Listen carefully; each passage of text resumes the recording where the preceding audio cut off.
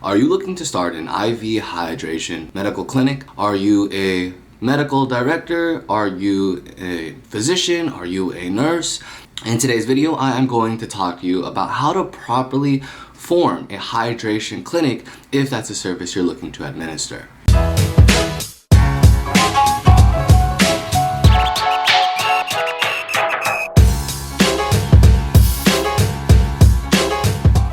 Hi, my name is Andrew. I'm the managing attorney here at Molay Law, where we help entrepreneurs just like you start your businesses without having to deal with the complicated legal forms.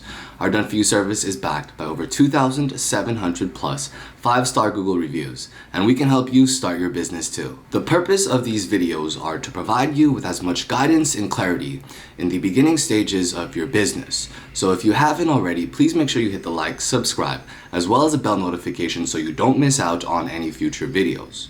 Now, before I start talking about how to properly form and register a hydration IV clinic, before I even start talking about what a hydration IV clinic is, allow me to provide you with a little bit more context. Ever since March of 2020, people have been hesitant to go to hospitals. As a result, there was a need for medical to unite with people in their homes, in the comfort of their homes. And that led to the creation of the Mobile Hydration IV Clinic.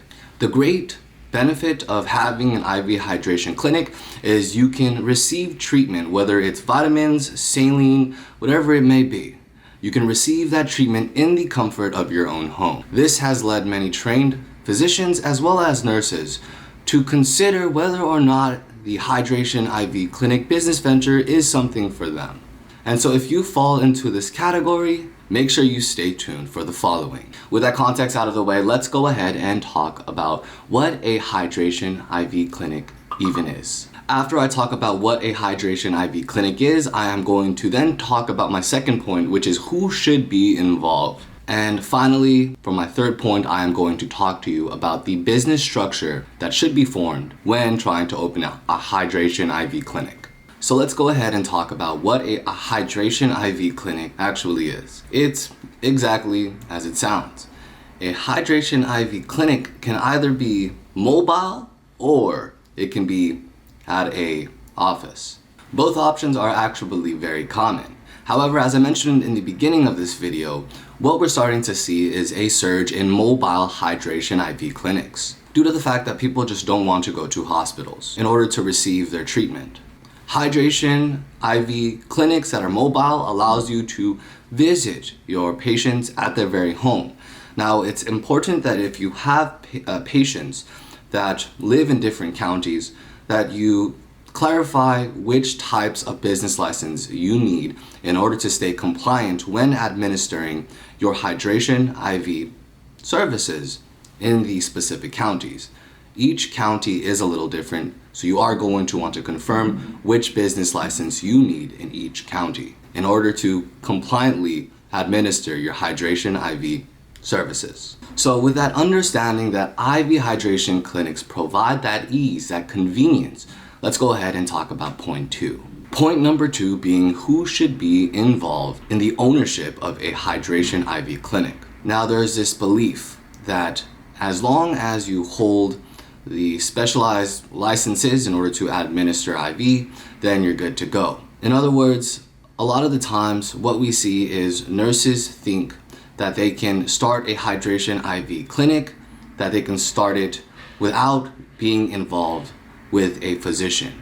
However, because hydration IV clinic services are seen and determined to be the administration of medical services, an MD has to be involved. They don't just have to be involved, they actually have to have ownership in the company. And the ownership that the MD has to have in the hydration IV clinic company is going to be 51%, while the nurse, again, what we're seeing is the hydration IV clinics mostly apply to nurses. The nurse will own 49%. That is the individuals who should be involved in this type of business. You have the physician, the MD, who will hold 51%.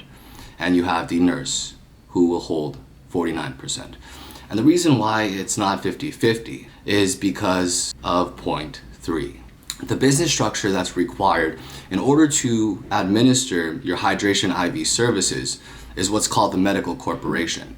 In other words, you're not able to form your typical nursing corporation. That is not possible. And the reason for that is because as a hydration IV clinic, you're administering, as I mentioned earlier, medical services. And when you're administering medical services, it must be done by a medical corporation. So if you're a nurse looking to start a hydration IV business, make sure that one, you understand the benefits of a hydration mobile business, the potential of bridging the gap of need. The second is you're going to want to be mindful of who is going to be involved in this business venture. Again, it will have to be a medical doctor as well as a nurse. The medical doctor cannot just have an MSO, cannot just sit as a medical director. They must have ownership in the company because of the third point I mentioned earlier, the specific type of business structure. In this case, hydration IV services. The administering of hydration IV clinical services is determined and seen as a medical act. And because it's seen as a medical act, the business structure must be a medical corporation. And so if you happen to have any questions about anything that I talked about in today's video, please make sure you click the link in the description box below to book your free call with a professional who can help you better understand how to start your own business. If you happen to enjoy this video, please make sure you hit the like, subscribe, as well as the bell notification so you don't miss out on any future videos. It's time to invest in yourself. It's time to rise. If you would like to continue learning more about LLCs, businesses, online businesses, go ahead and watch one of these videos.